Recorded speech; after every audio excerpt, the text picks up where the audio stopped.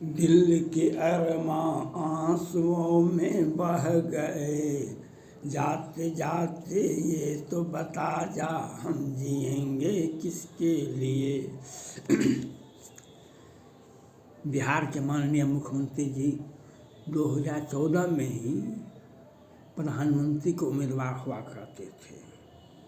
14 में ही वशिष्ठ नारायण सिंह जदयू के प्रदेश अध्यक्ष थे। वे कहते थे प्रधानमंत्री के सबसे योग्य उम्मीदवार माननीय मुख्यमंत्री नीतीश कुमार जी हैं। और लेकिन लोकसभा का जब चुनाव हुआ था 14 में, इनके पार्टी को 2 सीटें मिली थी। तब इन्होंने फिर 15-17 में राजद से संबंध तोड़कर सुशील मोदी के सौजन्य से ये भाजपा में आ गए।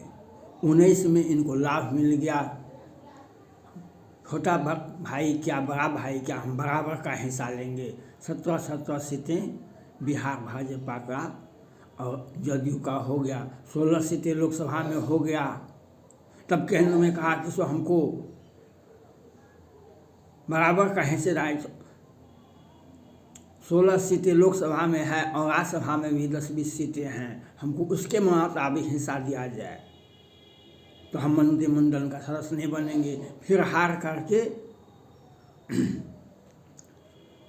अभी जदयू से बाहर हैं, उनको पुनः उसी पार्टी में केंद्र सरकार में मंत्री बनाया गया। फिर उत्तर प्रदेश के चुनाव में, पश्चिम बंगाल के चुनाव में, फिर पूरे देश के चुनाव में हम भाजपा के साथ लड़ेंगे। कहा कि योगी जी ने कहा कि नहीं। तब मुकेश सहनी जी को भेजे तो कहा हम 165 सीटों पर लड़ेंगे, तो कहा कि नहीं आप अपने लड़िए। तो जदयू तब ये हार हूर करके तजहु आस निज निज गृह जाहु, लिखा न विधि वैदेही विवाहु। उसके बाद ये जातिगत जनगणना करवाएंगे हम। अब पहले जातिगत जनगणना हुआ है बिहार में, पहले जातिगत जनगणना हुआ है बिहार में, तो बात नहीं बनी।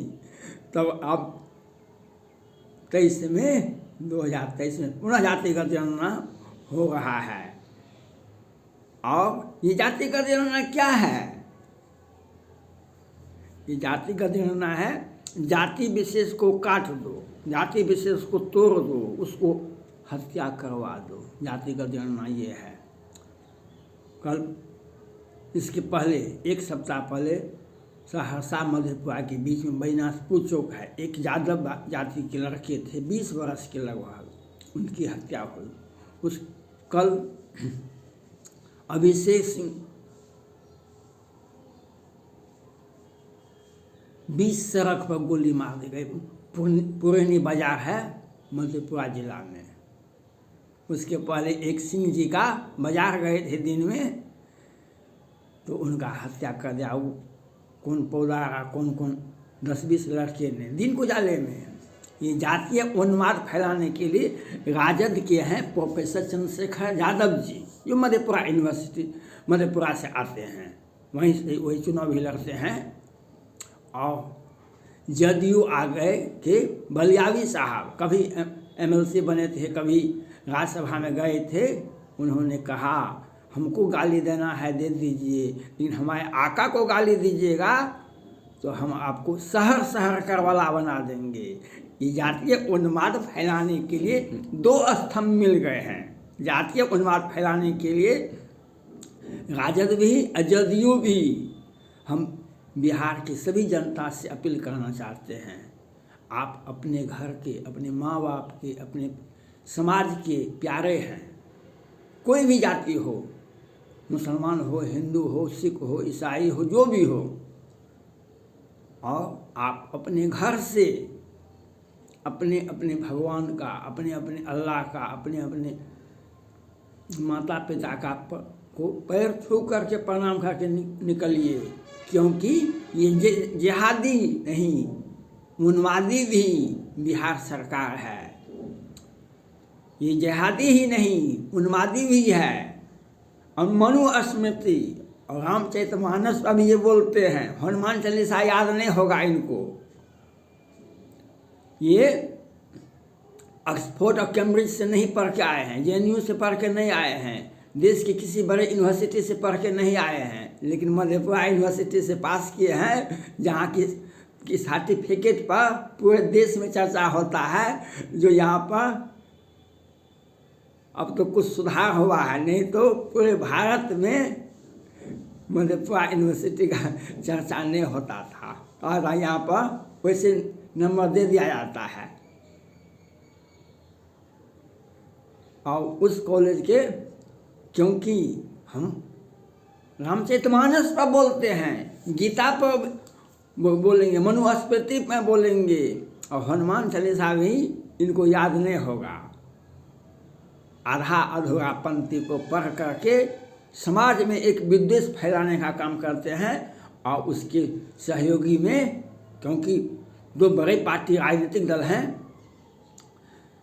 राजद और जदयू, ये बिहार में हावी होना चाहते हैं। और ये जातीय जनगणना के लिए प्रधानमंत्री तक को भी ज्ञापन देते हैं।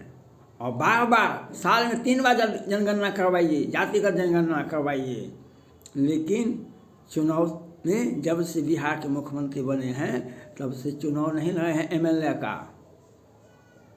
MLC से काम चला, क्योंकि जनता में बीच के में जाएंगे तब तो हो सकता है आप जिस विधानसभा में जिस जाति का जब वर्चस्व ज़्यादा होता है, वह उस चुनाव में सभी पार्टी उसी जाति को वोट टिकट देते हैं। वहाँ पर हम हार जाएंगे, चुनाव से हम जेबे नहीं करेंगे तो हम काहे हारेंगे। लेकिन जातीय उन्माद फैलाने के लिए जातिगत जनगणना करवाते हैं। और अभिषेक सिंह की हत्या भी दिन के उजाले में होता है। ये जातीय जनगणना का एक इफेक्ट पड़ेगा बिहार की जनता पर। लोग अपने अपने ढंग से, और रावण जब सत्ता में आया था तो उसने कहा था, आदेश दिया था, जहाँ पर यौवन, जहाँ पर लड़कियाँ मिले उसका अपहरण कर लो, और जहाँ पर धन संपदा मिले उसको लूट लो, और कहीं भी नियमतः कानून नहीं हो, संत समाज को जग करने से रोक दो, और जो इच्छा हो सो करो। आज बिहार में सुशासन की सरकार है, सुशासन की सरकार है। लेकिन जब 2021 में इनका पार्टी का, जदयू का MLA घट गया, ये पहले तो कहते थे हम मुख्यमंत्री नहीं बनेंगे, और बनने के लिए तो बन गए। अब बन गए तो रूपेश कुमार सिंह की हत्या होती है 2021 के प्रथम सप्ताह में पटना के पुनैचक में। उसके बाद पंकज सिंह की होता है, उसके बाद नारायण सिंह के बेटे भाई की हत्या होती है। उसके बाद 29 मार्च 2021 को मधुबनी के बेनीपट्टी के मोहम्मदपुर में 55 सेना जवान, जो सभी जाति से थे, जवान कुछ रिटायर कर गए थे, कुछ ऑन ड्यूटी थे, उसको किसने हत्या किया? तो सत्ता संरक्षित अपराधी नवीन झा, प्रवीण झा, रावण सेना संगठन अध्यक्ष संतोष झा, और जब लवली आनंद तेजस्वी यादव जी गए वहाँ, तो बिहार के मुख्यमंत्री जी ने कहा हम ये जातीय उन्माद फैलाने के लिए गए। अब बिहार की मीडिया में एक सप्ताह तक कहीं नहीं छपा था, उसके बाद भागलपुर में बम ब्लास्ट हुआ, फिर वहाँ हुआ, और फिर अभी जातीय उन्माद हर जिला में हार करके, अभी कटिहार में मोहना ठाकुर गिरोह का आतंक फैला, 55 यादव की हत्या हुई। इसके पहले 4 अगस्त को दिन के उजाले में 5-7 यादव की हत्या होती, नालंदा में 4 अगस्त को, 21 को, और अभी 2022 में शुरुआती में ही 55 यादव की हत्या होती है। ये हत्या कौन करते हैं? तो सत्ता संरक्षित व्यक्ति, जैसे कार्तिकेय सिंह 10 बरस पहले से 20 बरस से अपराध कर रहे हैं। 14 में ये अपहरण किए थे सिंह जी का। लेकिन पटना हाई कोर्ट ने 10 वर्ष के बाद अग्रिम जमानत, जब ये एमएलसी बन गए, जब एमएलसी बना दिया बिहार सरकार ने, माननीय मुख्यमंत्री जी ने मंत्री बना दिए, तब शपथ ग्रहण हो गया। तब निकला कि ये तो अपहरण करता है, मुख्य अभियुक्त हैं। 1000 मामले को जो सत्ता में संरक्षित हैं उनका जमानत लेने का कोई आवश्यकता नहीं है, उनका केस का ट्रायल नहीं होगा।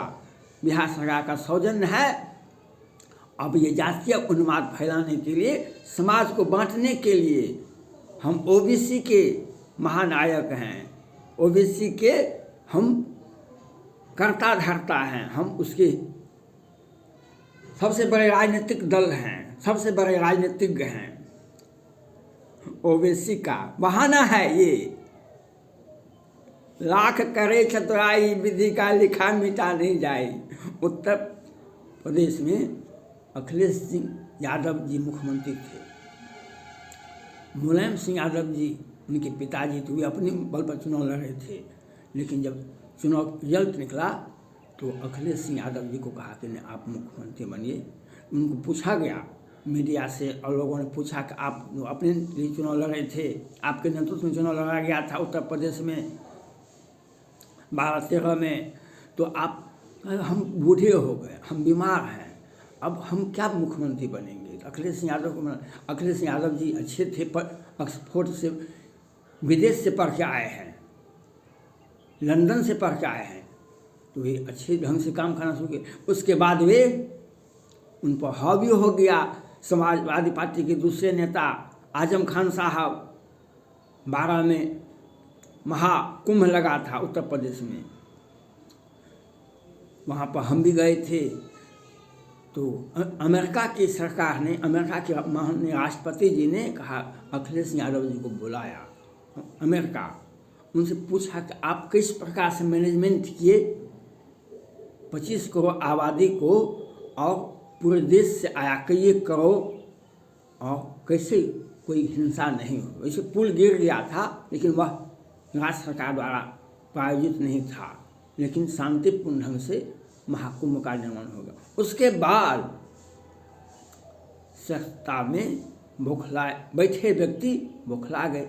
बागपत में एक लड़की का अपहरण होता है, उसके भाई, उसकी चचेरे भाई जाते हैं उस घर में, उस घर का लड़का अब लड़की का साथ छेड़खानी करता है। उसको कहने के लिए ऐसा क्यों किया, तो उस दोनों भाई को मार देता है, और वहाँ के जिला कलेक्टर को, एसपी को कहता है उसी परिवार को, सभी आदमी को गिरफ्तार कर लो। उसके बाद अखिलेश सिंह यादव जी चुप हो जाते हैं। आजम खान का शासन चलता है, मुख्यमंत्री अखिलेश सिंह यादव थे, और रातों रात डीएम एसपी का बदली हो जाता है, और जाट भाई को उन्हीं का परिजन मारा, उन्हीं को जेल भी भेज दिया। हिंसा हो गया पूरे उत्तर प्रदेश में, जातीय उन्माद फैला करके दंगा, रैपिड एक्ट। हम तो 25 बार गए हैं यूपी, अयोध्या, बनारस, इलाहाबाद, लेकिन वहाँ पर अखिलेश सिंह यादव जी के शासनकाल में एक ही जगह, सब जगह एक ही चीज उपलब्ध था, rapid action force. Rapid action force दंगा को कंट्रोल करने के लिए रैपिड एक्शन फोर्स था। मुलायम सिंह यादव कहते थे कानून डंडा से चलता है, कानून नियम से चलता है, कानून अनुशासन से चलता है। लेकिन अखिलेश सिंह यादव जी नहीं बात मानते, और उनका हर्ष ये हुआ, और वह पद से 17 में नहीं चुनाव जीते, और 315 सीटें भाजपा को आदित्यनाथ योगी जी के नेतृत्व में हुआ। क्यों? आज मुसलमान 90% उत्तर प्रदेश के खुशी है, इजहार करते हैं। उनका धंधा चाहे गैरेज का हो, या अंडा बेचने का हो, या स्कूल कॉलेज में पढ़ने का हो, या नौकरी करने का, वे सुरक्षित हैं। उन्हें रास्ता में कोई टोकता नहीं है, वे अपना काम में, अपने बिजनेस में मस्त हैं। लेकिन जिहादी उन्मादी को तो दर्द में, पेट में दर्द होता है, वह कभी किसी लड़की का अपहरण करते हैं, किसी अपराधी को ठोकते हैं, और संरक्षण से जुड़ा और शिक्षा नीति को प्रभावित करने के लिए विदेशों से फंड लेकर के मदरसा चलाते हैं, करते हैं। विदेशी फंड में से आप मदरसा चलेगा तो आप क्यों जांच कीजिएगा। लेकिन सत्ता में बैठे व्यक्ति